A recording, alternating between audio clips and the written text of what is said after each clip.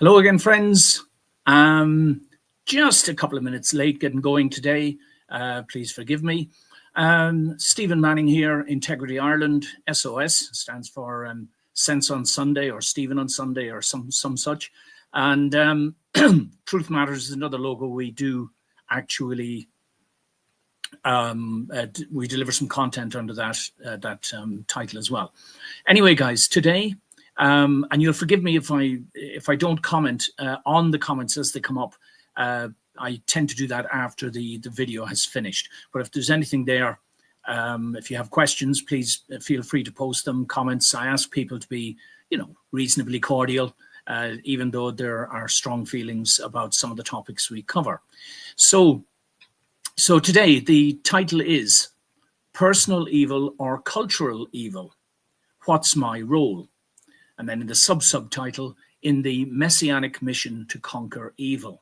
And for those of you who may not be religiously oriented, to cut a long story short, the whole story of religion from day one, and most people don't know when that was, by the way, because they haven't actually asked themselves that question. When did religion begin? What's it for? What's its ultimate objective, etc., etc.? Why do we have it? And so on and so forth. To put it rather simply, religion is a consequence of evil having entered the world. It's one method by which the source, God, the deity, whatever you want to name it, is trying to return us back to the state that society was in, human society was in before the fall. Okay, again, because of the nature of these discussions, I do cover a lot of these topics in greater depth. Please feel free to have a look. Obviously, the YouTube channel, Facebook. We also have a Rumble channel. Not many people go there, but it's particularly useful after I saw what happened to Russell Brand, for example, that they are holding out steadfastly against censorship, on what I would call largely unjustified censorship.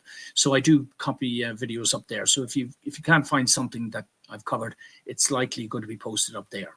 All right, guys. So we start off then today looking at our first slide. It's just an explanatory slide, and the question we're asking here. See if I can get this. No, wrong way. Sorry, guys. I didn't think I'd be getting this right by now. Here we go. So categorizing human evil. Now you'll notice, guys, that I often do things in threes. This is because I do my best to align everything that I share, especially the educational aspects, with the original principle, which logo is on the top right. Okay, that represents spirit, mind, body, concept, plan, and action, deity, feminine, and masculine in that order. And it all makes sense. The more often you hear me talking about this, it all clicks together like one massive jigsaw, believe it or not, that's rooted in the properties of light itself, the very energy of the universe. And it's all about understanding the appearances of the symbolism in human history, in scripture, in mythology, in folklore, in cultures. We'll touch on that a little bit here today. And once it all starts to gel and come together, it becomes relatively easy to understand the major conflicts in the world today. I say relatively easy. I'm not saying the solutions are easy, but once we understand the nature of the problem, that's the beginning point. Remember, concept, plan, action. Okay, there you have it on the right-hand side there in those three symbols, although those are representing evil. Okay, so obviously if the concept is evil, the plans will be tainted by evil, and the action, the outcome, will be bad, wicked, certainly not what we call good. So let's read through these. I apologize for my glasses, guys. They snapped on me. Have you got the others there, Danny? Is the other? My son is here with me. Can you see my other glasses, Danny? If you can. No? Okay. Oh, there they are, Danny. Would you get them for me? Thanks. Yeah, sorry, guys. Anyway, proof. No, I can't wear these. 1 second. I'll get them. Okay. I can't be wearing a pair of glasses with a big lump of sticky tape on them. So apologies, guys. Bear with us, all right? So so what we've done is I've divided human evil into three basic groups, all right?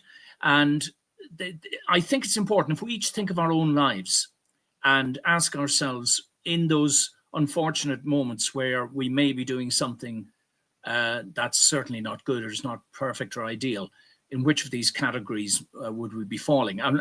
But I'd like to start actually at the bottom, the quote at the bottom there. Evil is always instigated via human agency and always harms other humans. Now, this doesn't mean that you'll know that it's doing harm, but it will be doing harm somehow, somewhere to other humans, all right? Animals and plants and the natural world are not capable of evil, not moral evil. It's only humans, guys, okay? I'll do some presentations on this if you're interested. Go look for them, guys. If the concept is not good, then the subsequent plans, actions, and outcomes cannot possibly be good either. It's very simple, very logical. So what's the first one? Initiative evil. Now, this is evil that is deliberately and consciously initiated. The guy there with the devil's face, right? We've got him up there, right? Truly evil people, right? So it's conscious, personal, knowing, active, deliberate, pre-planned evil for profit or reward and or for perverse personal satisfaction, all right? And the people who are most capable, it's another theme I'm always talking about, guys, the people most capable of initiative evil are the sociopaths and psychopaths amongst us, okay? We've covered this in other slides. They tend to get drawn to professions that have a lot to do with money and finances, and by that I mean at the top end, ruthless, savage profiteering, and believe it or not, the legal profession. Isn't that interesting? Those are the two top occupations that attract sociopaths and psychopaths. Secondly, facilitative evil. So that is people with limited awareness, right? So that's when, am I committing evil sometimes by circumstance, by association with someone else or some other thing or some other ideology, by obligation because I'm working, for example, I've got a job, by compulsion because I'm ordered to do it, and if I don't, I'll suffer consequences.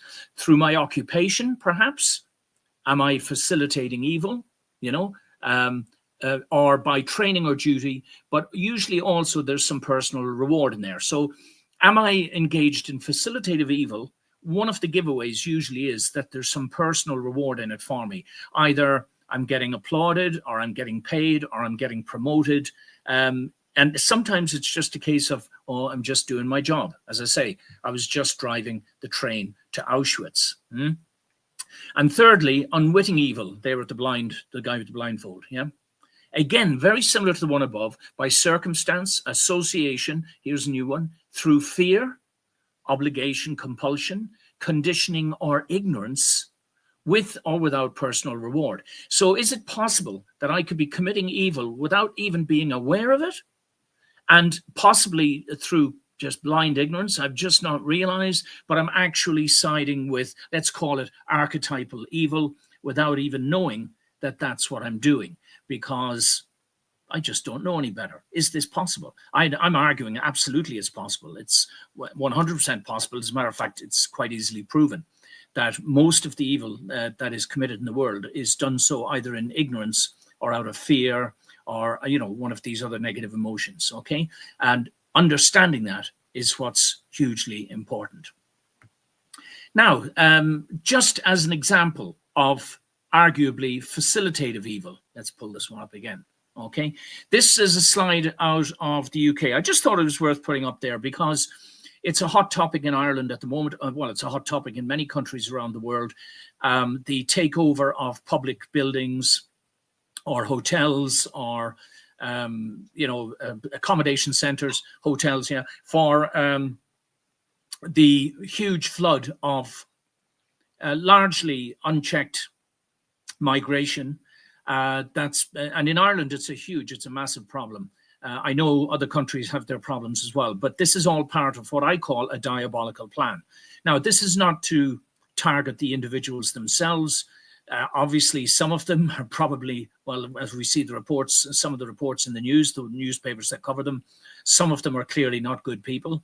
They're being brought in here. They're not being checked properly. There was a person caught with 27 aliases in Ireland just last week, sexual assaults, but the judge that had to deal with it, a person I've dealt with myself many years ago, yeah, it's just inadequate, guys, largely inadequate. But anyway, as you can see here, this person, Grifty, says, here's the proof that Epping police escorted Antifa from the train station to the Bell Hotel to confront the locals who were protesting.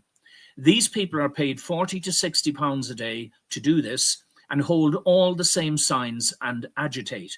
What he's pointing out to is that often if you look at these organized counter-protests where ordinary people are stage, first of all, an initial protest or a demonstration or a march, and then all of a sudden there's a rent-a-mob, basically, who turn up. And if you look at all the signs, usually they're all modeled on similar lines, or they've been printed up in bulk and handed out to them when they come out of the buses or get off the train or whatever it is, yeah? Things were fine until the police bust them in police vans. People need to know the truth. The police and the council are complicit, okay? So there was video footage of these vans literally picking up and dropping off people at a protest that the police are supposed to be there to maintain, good order, right? The police are supposed to be there, and instead they're actually bussing in the agitators. Yeah. Now, at what point, Mr. Policeman or Mrs. Policeman in the UK, and this goes obviously for Ireland as well, Germany, France, everywhere where we've got this problem, at what point, and I won't go back to it, but what point do you have to face the reality that you are engaged in facilitative evil? And the other thing I'd like to mention, guys, I mean, the other thing, this nonsense about Antifa. I remember at the very beginning when I heard, and this some years ago, and I heard, oh, Antifa, who are they? Oh, they're the anti-fascists. And I thought, oh, great, wonderful, this sort of group I'd like to join, yeah? The problem is, it's a complete lie, isn't it? These are the ones who are actually acting most like the fascists. They're shutting down free speech, violent attacks, provocations. It's all nasty stuff, and it's all designed to shut down free speech and to damage, in our case in Ireland, the Irish culture, over there in England, the UK culture. Okay, I hope you're with me, guys, on this. Okay, and just a couple of quick slides. That's just a picture of the same place that gives you an idea, rank after rank of baton welding UK police against the local population, yeah, in order to facilitate a plan that goes way above the heads of your government officials, guys, way above it, okay? And thirdly, this is a comment again by this Martin Daubney. I don't know who the man is, but he says, what's also missing from this account is that anti-racists, this is Antifa, right, from outside the area were once again shipped in and given police escorts. Those there claim this significantly aggravated the situation. Away day socialists were shipped in to rev things up. Quite a neat little commentary, I think. In other words, someone is deliberately provoking situations that will in turn justify the overuse of police powers and legislation to silence anybody who says something that might hurt somebody's feelings and all this. Meanwhile, we've got a massive cultural immigration problem because, of course, it's one thing, as I said to a friend of mine just the other day, if you're visiting a country, you don't make demands. You don't ask them to accommodate your culture or your nuances or your choices. You adapt to theirs. That's what being a guest means. If they treat you well and are kind to you, and then you accept that generously. But if they do stuff that you think is a bit unseemly or unpalatable, well, it's your fault for going there. Your job is not to go in and change the culture. Your job is to learn from it, to observe it, at least the good parts of it. We'll come to that in a moment. As I said before, guys, the slides, although here we go. So culture. So here's the culture, and thanks again to the people whose images and stuff that I borrow online. The text is mine, guys. Culture equals the observable and non-observable things, traits, and behaviors, including our collective attitudes and core values that define the environment in which we live, right? Nice and simple. I'll just blow it up for a second, a little bit bigger. So just nice, and there we have, everything from language, medical care, religion, child rearing methods, food, folk art, celebrations, jokes, manners, clothes and dressing, working schedules, etc., etc. It's just a nice little what do you call it? A little image there for us all to understand. So that's an explanation of what culture is. Okay. Most aspects of culture are variously interesting, entertaining, and worthy of respect. But sometimes a culture becomes toxic, evil even. How do we identify those parts of any given culture that can be defined as toxic or evil? Let me pull myself up here just on my own for a minute. Now, I again, guys, I have to sort of apologize if sometimes it sounds like I'm being patronizing. You know, somebody pulled me up on that. Are you all right, Danny? Danny's little head there in the background. I hope it's not here. I'll just make a little adjustment here. You know, a couple of people pulled me up and said, you know, who do you think we are? Do you think we're fools or idiots? No, but you see, the fact is, as a teacher, a good teacher actually tries to teach. If you don't want to lose students, you teach to the slowest student in the class, if you like, you know.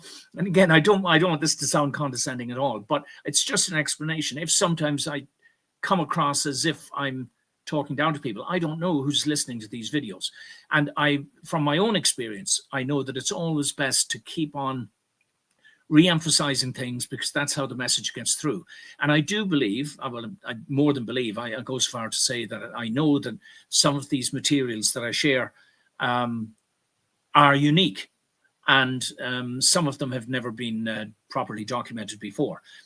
I believe, because we won't know unless the truth unfolds the way I expect it to, but I believe that if you understand all of this symbolism, the original principle symbolism, top right there, and how it's appeared in history and in mythology and scripture and all that sort of stuff, it's a really pretty clear indicator of which side is on the right and which side is on the wrong in any given point in history. But let's start with the question I just posed, okay? We'll just go back. So we'll just go back to slide 7 for a second. Where is it here? And ask that question again. How do we? Sorry, guys. How do we identify those parts of any given culture that can be defined as toxic or evil? The answer actually is relatively simple. The answer is simple. Of course, how you apply it to the multifaceted areas of people's different culture is actually another story altogether. But the answer is always the same. The answer goes back to the Cain versus Abel story. Now, if you're a regular listener to me, guys, you'll have heard me talk about this before. Cain kills Abel. Why is this the easiest way to identify evil in any culture or even in my own life? Well, very simply, again, guys, now I'm going to ask you to look over on the right there. You see the original principle symbol. Do you remember? Spirit, mind, body, deity, feminine, masculine, which was in the Garden of Eden, that would have been God, Eve, and Adam in that order, okay? And then there was the fall. And at the fall, something happened. And this is actually what happened here, the bottom logo on the right.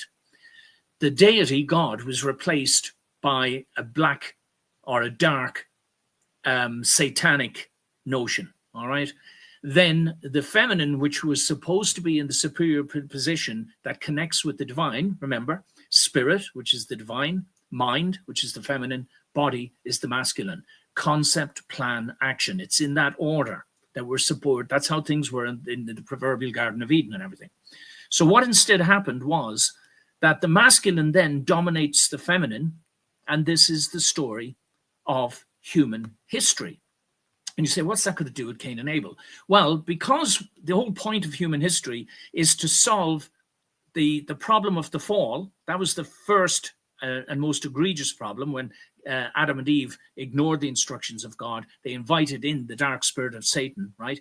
But the next one was this. It was the Cain killing Abel. So this is going to have to be fixed first before we can metaphorically return to the garden and build societies in a different format. So very simply, this is because when you are restoring these problems, you have to start at the bottom first with the masculine, okay? So in this case, it was two brothers. But out of the two brothers, which one was in the feminine position? Well, it was Abel, the younger brother. He's not as strong. He's not as powerful. All right. He's a shepherd on top of all that. And they have all these shepherds, don't you, all the way down through the lineages, coming all the way to Jesus, the final good shepherd. Abel was the first one. He was the first good shepherd. All right. His brother was a farmer and tiller of the land. Okay. But when he's told, when they make their offerings to God, and God says, well, thank you, boys, for your offerings. Abel, I can accept yours. Cain, sorry, son, I can't accept yours. Now, I would challenge anyone, even the esteemed theologians and Bible scholars out there, to explain what was really happening there, other than by vague, indistinguished or indiscriminate notions about sibling rivalry and jealousy. And this explains it, guys. The original principle explains it absolutely clearly. Cain had to give his offering to Abel, and then Abel was supposed to make the two offerings together to God. That's what was supposed to happen, because God says to Cain, why are you angry? Don't get angry. Surely if you do the right thing, everything will be all right. But out of spite or jealousy or whatever it might have been, and we don't know if Abel even provoked him or not, we don't know. But whatever happened, he murders his brother. And that set in train human history.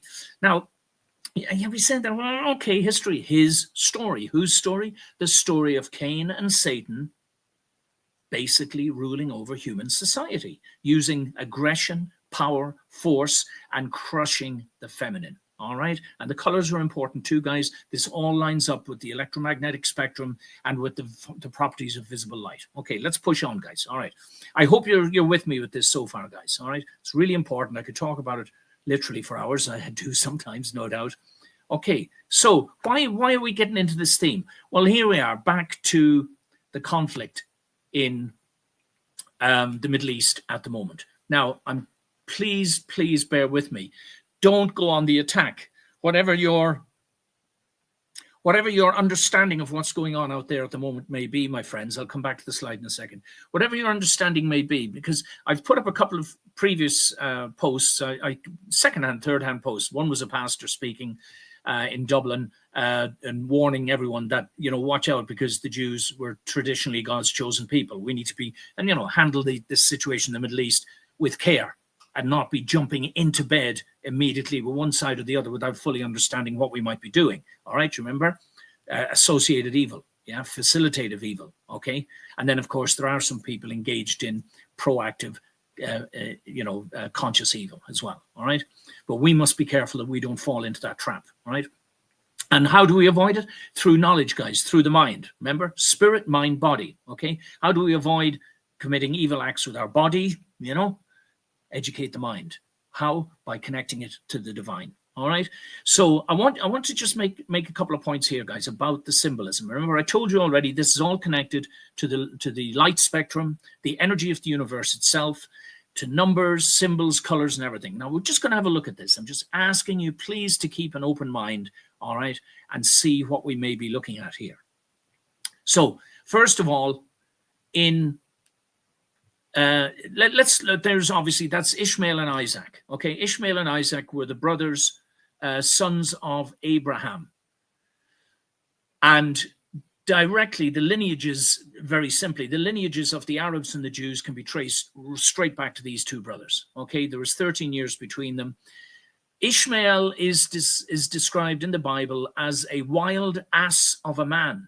Okay, his hand is against everyone and everyone's hand is against him. So he's a scrapper, okay? He's fighting everyone. He's clearly got a bad attitude and a bad temper. Now, I'm arguing that the symbolism very strongly indicates that this pairing here, Ishmael and Isaac, is very similar to Cain and Abel. And they're not the only ones in the Bible. I've got about 8 or 9 sets of brothers where this happens. And when they unite and when they work together, it's always the older brother serving the younger brother.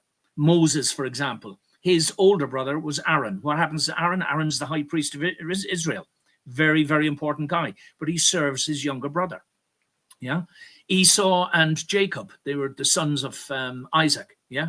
They have a similar thing going on. Esau goes off to Egypt, but later they're reconciled. It takes a while, but later they're reconciled, and he basically unites with his younger brother. Now, that's just 2 or 3 examples, guys. There's many, many, many of them, right? But there's a theme going on. There's something going on that I believe we need to understand today, because I don't think that human society is ever going to progress properly in a good sense, because we think we've done well, since the time of the Neanderthals or everything. But it's only well if the outcome is good, guys. If we're still having scraps like this with brothers murdering brothers in the Middle East, clearly there's something wrong. And if we understand the symbolism, we might start to think of a solution. Okay, so why is this important? Okay, there's Isaac and Ishmael. We just spoke about them.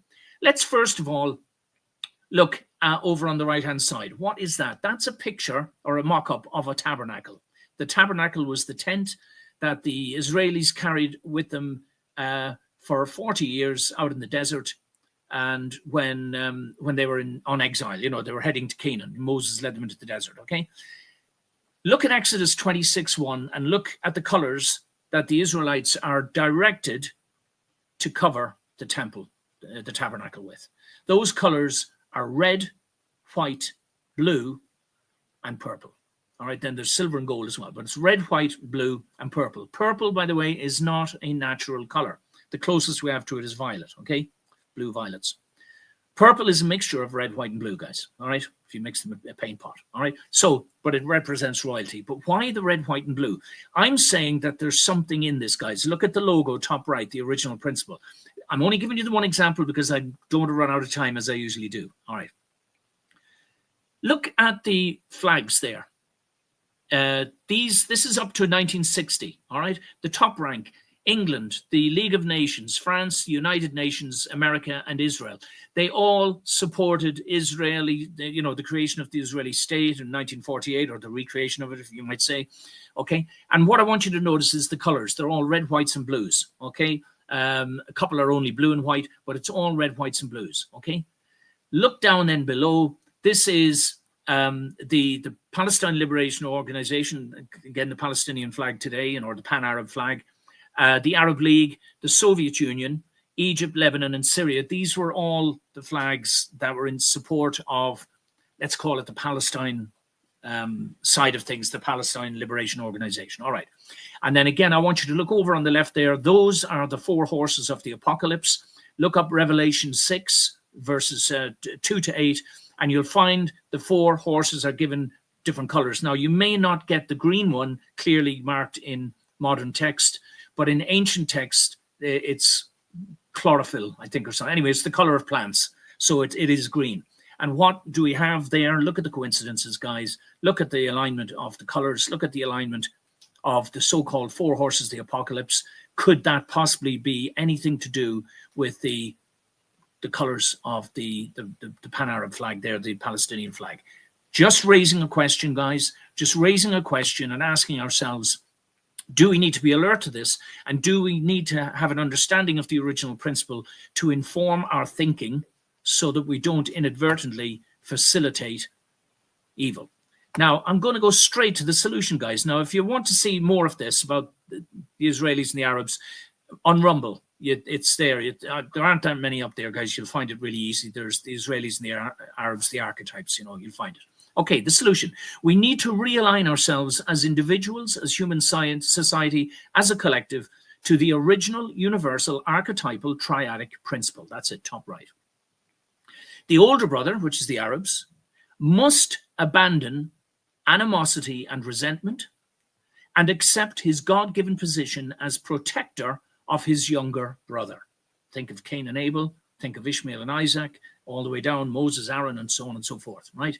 And at the same time, the younger brother, which in this case would be the Israelites, must deploy the feminine virtues of empathy and wisdom and use his privileged, God-given position to honor all men. In other words, if individual Israelis are actively committing evil acts, and I'm not for a minute saying that some are not, it would be almost impossible to think otherwise, but we've got a huge problem with the information coming out of Gaza in particular at the moment.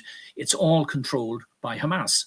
And you've just got to have some common sense, Are they a trustworthy source, And if not, how do I look at this thing? This is what you're looking for. You're looking for these behaviors, Is one side acting more like Cain? And again, you could argue, you could say the Israelis are acting more like Cain these days. And if they are, that would be another tragic reversal of this original archetype, the Cain-Abel archetype. But we have to know, are they? Are we just taking the word of Hamas, for example, for what's going on there? Now, this here is, again, just to keep us all thinking, guys, all right? These just came straight off the internet. The satanic roots of anti-Semitism. Please look it up for yourselves, guys. I didn't read the whole article. This is enough, this quote. We've witnessed Hamas supporters marching on global streets, committing acts of violence, defacing public and private property. And we've seen some calling for the genocide of who? The Israelis. They're calling for the genocide of the Israelis. Now, if you don't know this, guys, then where have you been living the last couple of years, And then the other thing underneath here, 10 critical lessons from Haman to counter Hamas. Now, who was Haman? And here, guys, I want you to just take notice here for the moment that Persia, Persepolis is the ancient city, capital city of Persia. Those are some Persian iconographies there at the top right, center left there. Over on the left, you have the Hamas Executive Authority, I think is what they call themselves, the flags. Just look at the colors anyway, guys. Complete absence of blues, as you can see. But Persia is important. Why? Because when Cain left Eden, after he murdered his brother, he was sent to the land of Nod. Where was Nod? Well, it's today would be Iran, previously Persia. There's a link directly to this, guys, all right? And it's where Cain set up human society as we know it today. Weights and measures, governments, taxation systems, a lot of these things I have been describing as diabolical for some time.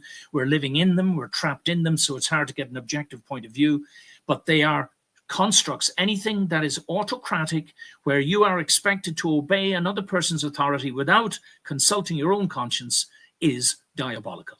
It's as simple as that, guys. It is diabolical. And believe it or not, that even goes for some religious setups as well. How are we doing for time? Okay, I think we're going to be all right. Right, well, just read this. It's straight off the internet, guys, just so that you know who Haman is and what his relationship to Hamas is. Haman is a prominent figure in the book of Esther in the Bible, known as the main antagonist who plotted to annihilate the Jews in the Persian Empire. He is described as an Agatite. He is a descendant of the Amalekite, I nearly said that wrong, Amalekite king Agag, and served as a high-ranking official under King Ahasuerus. Sorry, guys, I should have practiced that one before. Commonly identified as Xerxes I. Haman's pride led him to seek revenge against Mordecai, a Jew who refused to bow to him, ultimately resulting in his downfall and the celebration of Purim, which commemorates the Jews' deliverance from his plot. Very simply, the theme, you see, first of all, Hamas, and in case you didn't know, Hamas is funded by Iran, and also Qatar and some other places, but mainly that's where they're funded from. The ancestral links of Hamas and these Arab figures who are descended symbolically from Cain and literally from Ishmael, right? Who have this visceral, almost inexplicable hatred for the Jews and the Israelis. Yeah, it's almost beyond comprehension in many ways. When you it's got to the point where is it possible to reason with people who have this much hate in their hearts? And I think that's a reasonable question to ask. And here we go. This was this idiot in Australia, Albanese. What a typical politician. Look at him. Smug in his suit. Doesn't look like he's done a single hard day's work in his life and can lie through his teeth at will. He's one of the chief architects of all of the lockdowns and stuff in Australia when they were happening. And again, just a clip off the internet. Hamas plays Albanese like a puppet. Yeah. Hamas very happy with the global support of a Palestinian state, is what they're saying. There's about 75 nations already around the world have recognized the Palestinian state. So it's not sort of novel or unique, but the question has to be asked, who else might be happy. Why? And again, I know I'm going to ruffle a few feathers with these observations, guys. But here we go. The Times of Israel. Hamas leader says that the nations are now recognizing Palestinian state due to the fruits of October the 7th, right? Fruits. Is that how you describe October the 7th? Fruits, yeah? By their fruits shall ye know them, Do not partake of the forbidden fruit, okay? The original problem in the Garden of Eden, yeah? And this text in the middle, I've just lifted it off a pamphlet there. Following their 1988 charter, Hamas acted and continues to act in accordance with its belief that the day of judgment will not come about until Muslims kill the Jews. Now, the question I'm asking people, and I think it's a very reasonable question to ask in face of what's going on out there, can you negotiate with this? Can you? Is it possible? How do you negotiate with a next door neighbor who is setting booby traps every time you go and leave your house to go to work? You've got to worry about there being mines or someone taking a pot shot at you or something like that. How do you negotiate with someone who says, listen, the only thing we're interested in is wiping the Jews off the map. That's all we're interested in. And how does that affect the children in that culture? Yeah. Do you understand? See where I'm going with these questions, guys? Is it possible to have a culture of evil so that anybody born into it, it's literally only a matter of time? How long does it take to indoctrinate a child? Well, the Jesuits used to say it would take them 7 years. Give me a child before they're 7 and I'll give you a good Catholic. That was the saying. Yeah. How true would that be if you say, well, give me a child before they're 7 and I'll give you a good trainee terrorist? We've got to ask these questions, guys. They're awkward. They're difficult. We've got to understand because, again, the direct information that's firing most people up that's coming out of Gaza is controlled by Hamas. Even the what do you call it? The so-called journalist that was killed last week with a bomb drop on his tent or something, a missile strike or something. I've seen it. I haven't put it up here, guys. I'm not trying not to inflame things, but go look for it. Just put it in. Proof that this man was Hamas operative. Just put it in and do an open search and educate yourself, and you'll see that when the Israelis said no, we took him out because he was a commander, a Hamas commander, at some level, and very influential, of course, peddling stories that were being swallowed wholesale by the international press without checking it properly, by the way. So, and here we go. We asked that pregnant question again. Who's telling the truth?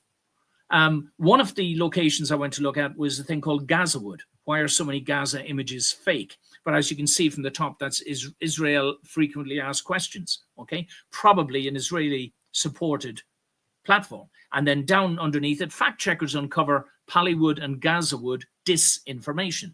Yeah, but whose disinformation?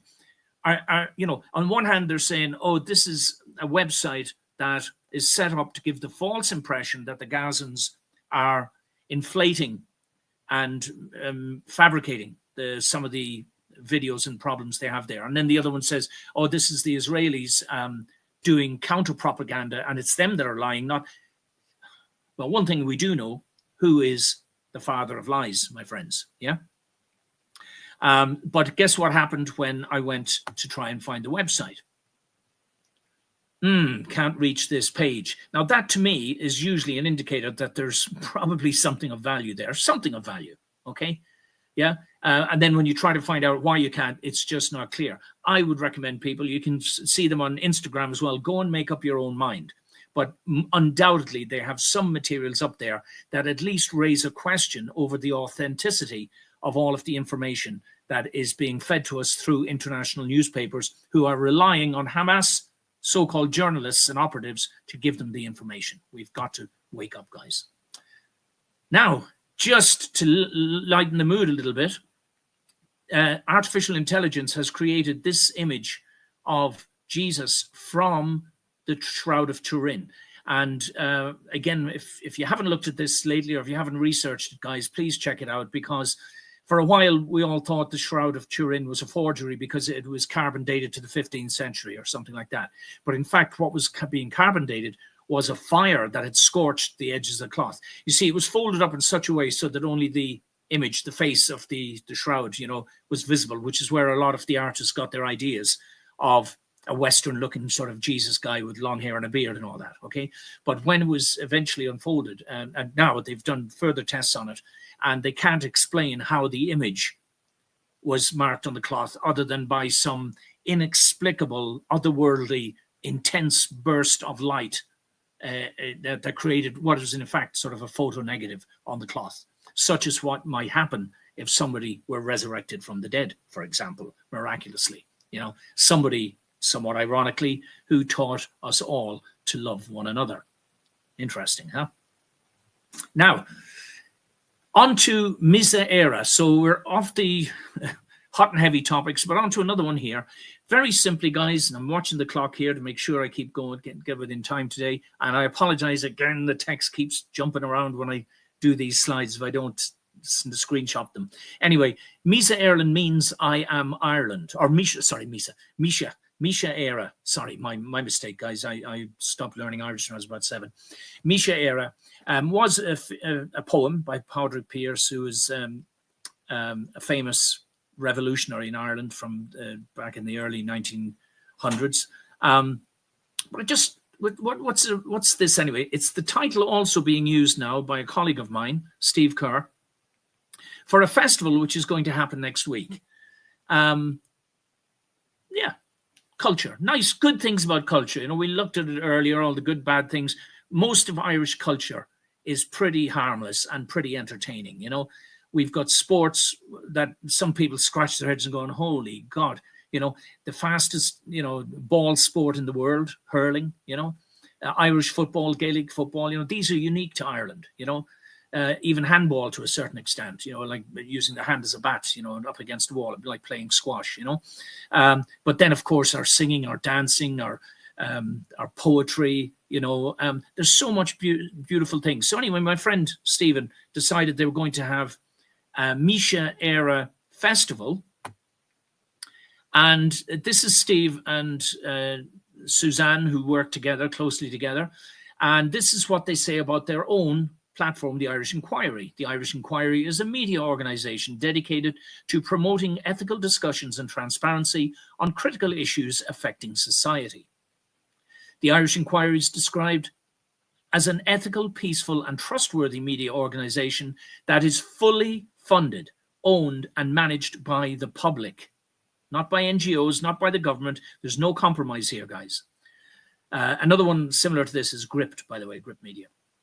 Its mission is to facilitate respectful discussions and debates on important society issues, emphasizing the importance of education and transparency in fostering freedom and combating ignorance. Nothing wrong with that. And I can vouch for Stephen and Suzanne. They are honest, decent, and to my surprise and gratitude, increasingly brave in their attempts to seek out the truth.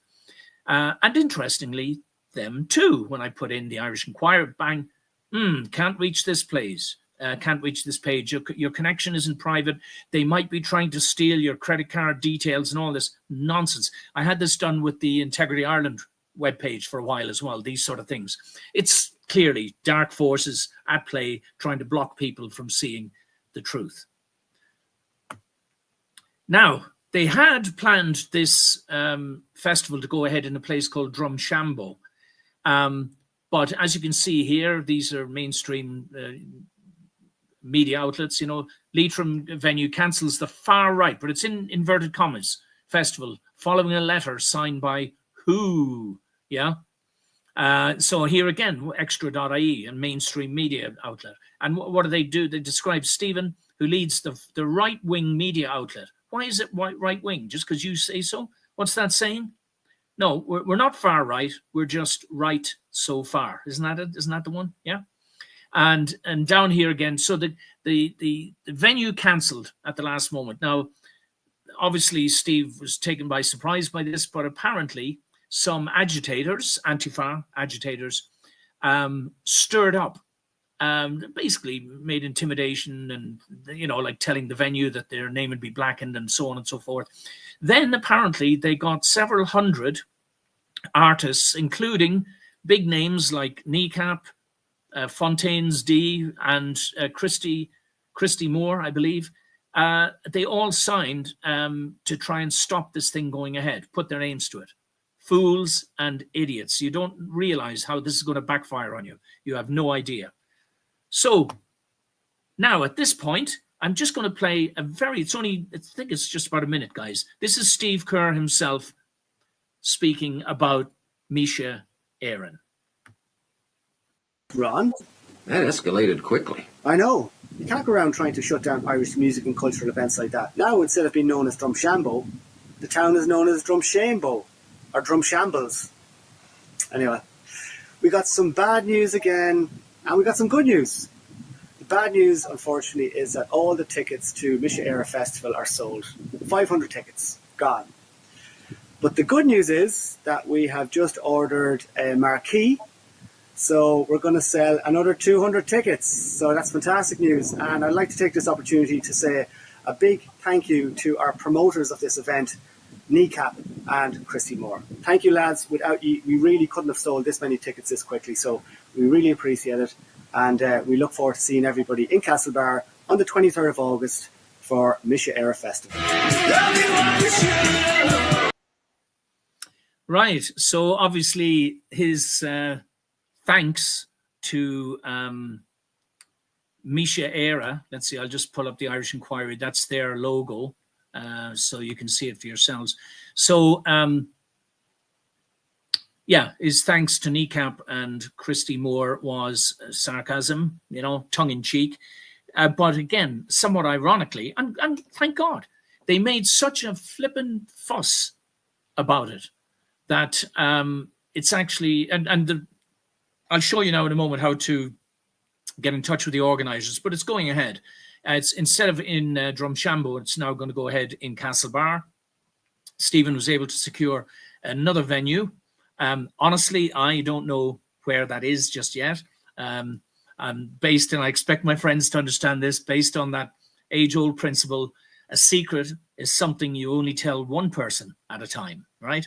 But apparently there will be a few tickets available on the day. I personally hope that this is the beginning of something that perhaps could be an annual event. Clearly, it's to celebrate the importance of good Irish culture, all right? And they've got a few acts lined up and so on and so forth.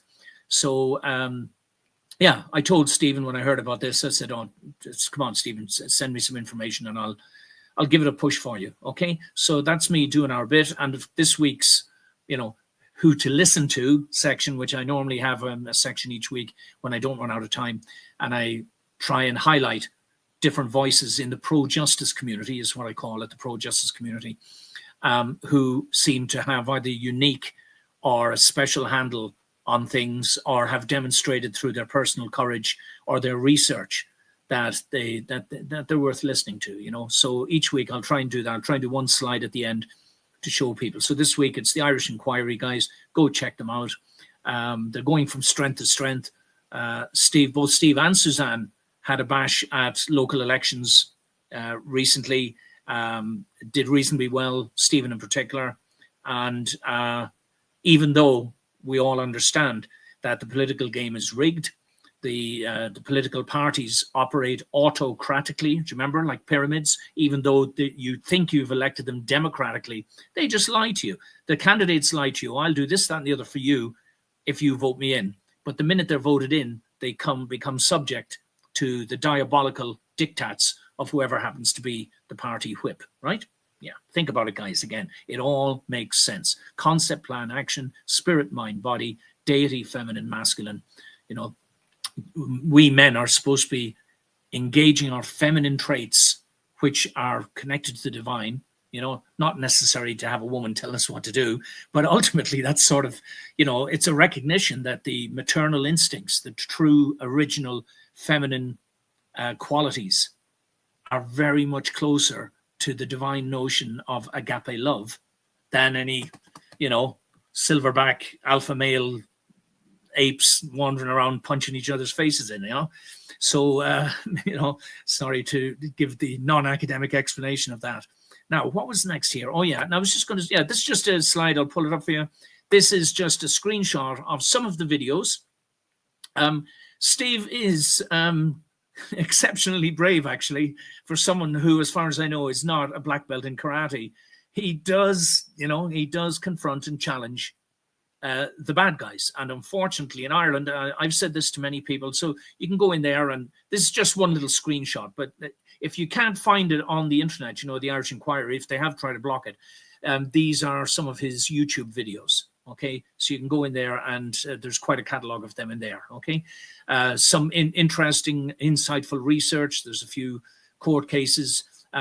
Stephen's centered in on this place called Breffy, which I'm pretty sure is not going to be hosting the the Mise Eire Festival, because that's in Steve's back door, and it's got something like 900. I mean, half the population of that community in Breffy near Castlebar is now asylum seekers, international protection applicants, whatever you want to call them, largely unvetted migrants who they're now using as their security to stop Irish people from coming in asking uncomfortable questions. It's ridiculous, guys. And of course, what's worst of it all is the politicians who are pushing this. I know I've said this to you before, guys, but just think about this, just think about it. We all have the smartphones now. Sorry, we all have smartphones, don't we? We've all got smartphones.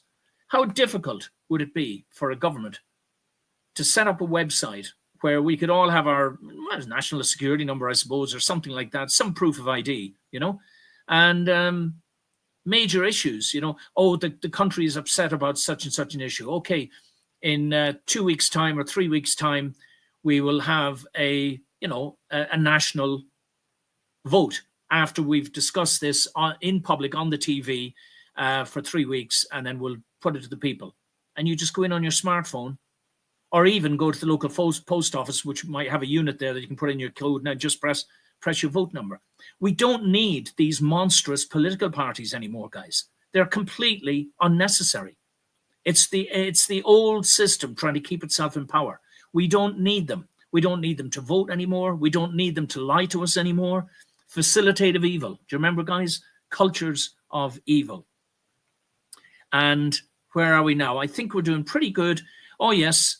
Just a reminder of my book, The Crisis Color Coup. Although it was written during the pandemic, as a warning to everyone, I used, as a matter of fact, the whole, injection situation as the meat in a otherwise historical sandwich, to explain to people how all of the sociopaths and psychopaths have sort of risen to the top, like the proverbial, sad to say it, the proverbial scum, and they are largely dictating to the rest of us. And there's that diabolical pyramid, bottom right. They're largely dictating to the rest of us how we have to act and what they're going to do to us if we don't. This is not godly, guys. This is all diabolical. This is the diabolical system made manifest in our lifetimes. And they're making a push now between now and 2030, which is the 2000 year anniversary of the start of Christ's Messianic mission. And that's when I said the reference to Messianic in the title of today's is basically, it's not about recognizing, I think this is important, probably I'll just go to this before we finish. By the way, the great lie, that's just as a bulleted list there, and starts with that the government works for the people. That's the first great lie, but there's a whole load of them. Again, they're up there online. Freeze the frame and read through it yourself if you wish. I can see I've just got about 5 minutes left. And I'd like to make this point about here. Maybe I'll just pull myself out here. Yeah. So a Messiah, what is a Messiah?